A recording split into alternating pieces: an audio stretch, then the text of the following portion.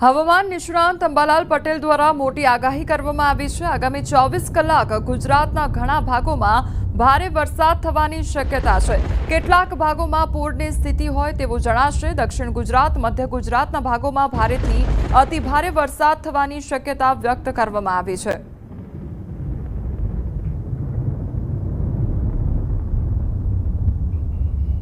આગામી 36 કલાક જોવા જઈએ તો ગુજરાતના ઘણા ભાગોમાં ભારે વરસાદ થવાની શક્યતા છે। કેટલાક ભાગમાં તો જ્યારે પૂરની સ્થિતિ હોય તેવું જણાશે। દક્ષિણ ગુજરાતના ભાગો, નવસારી, સુરતના ભાગો, તેમજ સાતપુરાના ભાગો, મહારાષ્ટ્રના સરહદના ભાગોમાં ભારેથી અતિ ભારે વરસાદ થવાની શક્યતા છે। આ ઉપરાંત મધ્ય ગુજરાતના ભાગોમાં, વડોદરાના ભાગો તેમજ મહીસાગરના ભાગોમાં ભારેથી અતિ ભારે વરસાદ થવાની શક્યતા છે। પંચમહાલના ભાગોમાં ભારેથી અતિ ભારે વરસાદ થવાની શક્યતા છે। મહેસાણાના ભાગો, આ ઉપરાંત લગભગ ખેરાલુના ભાગો, વડનગરના ભાગો, માણસાના ભાગોમાં ભારેથી અતિ ભારે વરસાદ થવાની શક્યતા છે। ધોળકા, વિરમગામ, કડીના ભાગોમાં ભારેથી અતિ ભારે વરસાદની શક્યતા તો બનાસકાંઠા અને અમદાવાદમાં ભારે વરસાદની આગાહી કરવામાં આવી છે। અમદાવાદના નીચાણવાળા વિસ્તારોમાં પાણી ભરાવાની સંભાવના સેવાઈ રહી છે। ધોળકાના ભાગો, વિરમગામના ભાગોમાં, કડીના ભાગોમાં પણ ભારે વરસાદ થવાની શક્યતા રહેશે। સાબરકાંઠાના ભાગોમાં પણ ભારેથી અતિ ભારે વરસાદ થવાની શક્યતા રહેશે।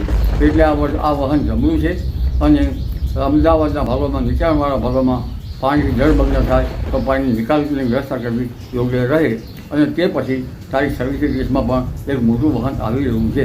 એટલે આ ચોમાસું ભારેખમ પાણીનો વહન લઈને આવતું હોય તેવો જૂન માસ જણાઈ આવે છે। મોરબીમાં પ્રથમ વરસાદે જ મચ્છુ નદી બે કાંઠે વહેવા લાગી છે અને શહેરની મધ્યથી પસાર થતી મચ્છુ નદી બે કાંઠે વહી રહી છે। દરવાજા રિપેરિંગ કામગીરી દરમિયાન મચ્છુ બે ડેમ ઓવરફ્લો થતા મચ્છુ નદી બે કાંઠે વહેતી થઈ છે। મચ્છુ બે ડેમમાંથી 11,724 ક્યુસેક પ્રવાહ પાણીની જાવક પણ સર્જાઈ છે। સુરેન્દ્રનગર લીંબડીના રામરાજપર ગામની સીમમાં પાણી ફરી વળતા ખેતીમાં વ્યાપક નુકસાન થયું છે। ભોગાવો નદીમાં પૂર આવતા રામરાજપર તેમજ જાંબુ, પરનાળા સહિતના નદી કાંઠાના ગામોમાં હાલાકી વેઠવાનો વારો આવ્યો છે। લીંબડી પંથક તેમજ ઉપરવાસમાં ભારે વરસાદ અને ભોગાવો નદીમાં પૂરના કારણે ખેતરો બેટમાં ફેરવાઈ ગયા છે।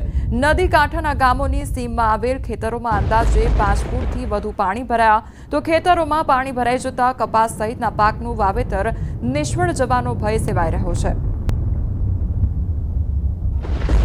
ઉપરવાસમાં ભારે વરસાદના કારણે ધોળીંજા ડેમના દરવાજા ખોલતા અને એ પાણીથી અમારા વઢવાણના ભોગાવોમાં અતિશય પાણી આવતા નદી કાંઠાના તમામ ખેતરોમાં ઓછામાં ઓછા 1000થી 1500 વીઘા જમીનમાં આ પાણી ફરી વળ્યા છે। પાણી છે જમીન મારી અહીંયા છે પાક નિષ્ફળ જતો રહ્યો। 1000 ફૂટ જેવી જમીન નુકસાન છે।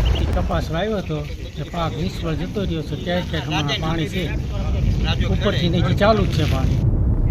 મહીસાગરમાં ભારે વરસાદ સાથે કડાકા સાથે મકાન ઉપર વીજળી પડી અને ખાનપુરના ગાંગટા ગામે મકાન પર વીજળી પડવાથી અફરાતફરી મચી ગઈ હતી।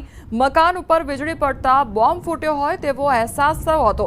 આજુબાજુના લોકોને આ પ્રકારનો અહેસાસ થયો હતો તો વીજળી પડવાથી મકાનમાં રહેલ તમામ ઇલેક્ટ્રિક ઉપકરણો બળી ગયા હતા। મકાન પર વીજળી પડતા અનેક જગ્યાએ તિરાડો પણ પડી ગઈ છે। મકાન માલિકને ભારે નુકસાન વેઠવાનો વારો આવ્યો છે। જો કે મકાનમાં કોઈ હાજર ન હોવાથી પરિવારનો આબાદ બચાવ થયો છે।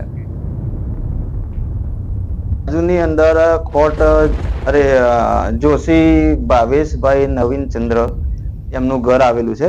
હવે મારા ઘરની અંદર મને જેમ થયું કે મારા ઘરની અંદર ભડાકો થયો એકદમ, પણ વરસાદ ચાલુ જ હતો, ઝરમર વરસાદ ચાલુ હતો, એકદમ ધડાકો થયો એટલે મારા એક તો અડધા કલાકે મને કાને સંભળાયું એવો બધો બહુ મોટો બોમ્બ ફૂટ્યો હોય એવો ધડાકો થયો। વીજળી પડી હતી તો એમનો ફોન આવ્યો તો હું જમવા ગયેલો હતો સાંજના સુમારે।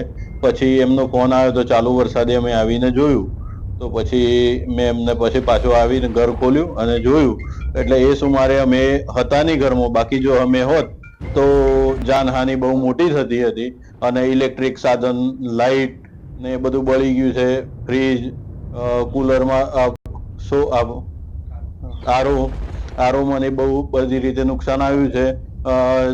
પછી જાળીને બી તોડફોડ બધી સીધું જ વીજળી ઉપર પડી હતી અને ઇલેક્ટ્રિકનો 2 દિવસથી લાઇટ બી નથી મારા ઘરે. રાજકોટ સહિત સમગ્ર સૌરાષ્ટ્રમાં છેલ્લા 3 દિવસથી મેઘરાજા મહેરબાન થયા છે, તેથી સૌરાષ્ટ્રના ડેમોમાં વરસાદના કારણે નવા નીરની આવક થઈ છે. માત્ર એક જ દિવસમાં સૌરાષ્ટ્રના ડેમોના સ્ટોરેજમાં 11.53%નો જંગી વધારો થયો છે. સોમવારે સવારે સૌરાષ્ટ્રના 141 ડેમોનું સ્ટોરેજ માત્ર 27.07% હતું અને જે હવે વધીને 38.60% સુધી પહોંચ્યું છે. તો પાણીની ભરપૂર આવક થતાં રાજકોટના ઈશ્વરિયા નજીક આવેલ આજી 2 ડેમના 2 જેટલા દરવાજા 3 ઇંચ સુધી ખોલવામાં આવ્યા છે. મેજર અને માઇનોર સ્કીમમાં મહદઅંશે રાજકોટ, મોરબી, જામનગર, દેવભૂમિ, દ્વારકા, સુરેન્દ્રનગર તેમજ મહદઅંશે પોરબંદર અને અમરેલી જિલ્લાના સ્કીમના ડેટાનો સમાવેશ થતો હોય છે. તેમાં અત્યારે હાલ આપને સૌને ખબર છે તેમ સાર્વત્રિક વરસાદ પડવા પામેલ છે અને મહદઅંશે તમામ ડેમોમાં સારી એવી પાણીની આવક થયેલ છે. મોરબી તાલુકાના રાજપર ગામ પાસેનો બનાવ સામે આવ્યો છે. રાજપર ગામ નજીક કોઝવે ઉપરથી કાર તણાઈ ગઈ હતી અને ગૌશાળા બાજુથી પટેલ સમાજવાડી તરફ જતા કાર તણાઈ ગઈ હતી. તો કારને ગામના યુવાનોએ ક્રેનની મદદથી પાણીમાંથી બહાર કાઢી બનાવમાં સદનસીબે જાનહાનિ ટળી છે.